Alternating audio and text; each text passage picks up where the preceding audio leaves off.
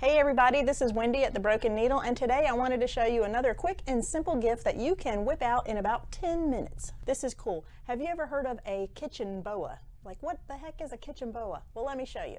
Here's an example of one that I've already made.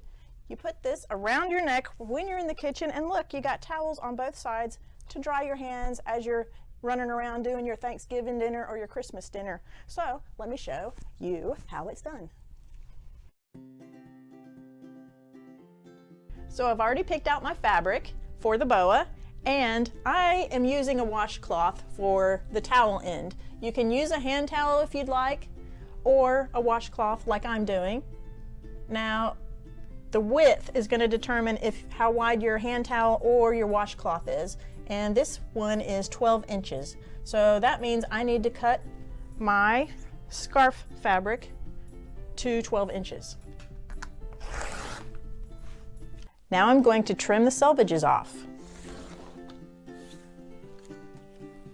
And then place the washcloth right sides together and pin in place.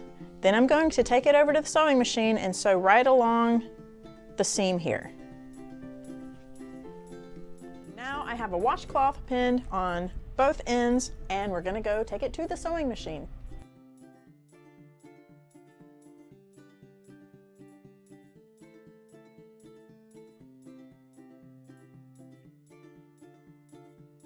Okay, that's it. We're almost done. Now we got our towels on each side or washcloth.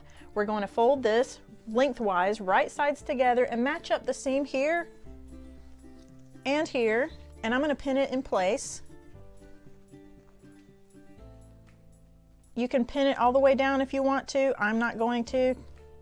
I am just going to sew a 1/4 inch from this starting point to this starting point, which will be from washcloth to washcloth.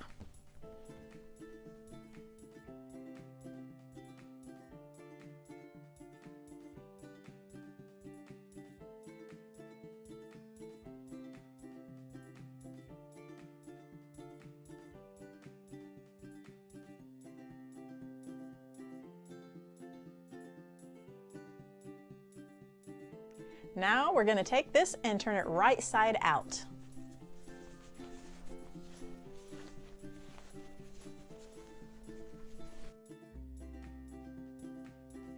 So now you can leave it this way, leave it open if you want, but what I'm going to do is press it with the seam in the middle here, and then I'm going to top stitch right along the seam just to close up the hole here.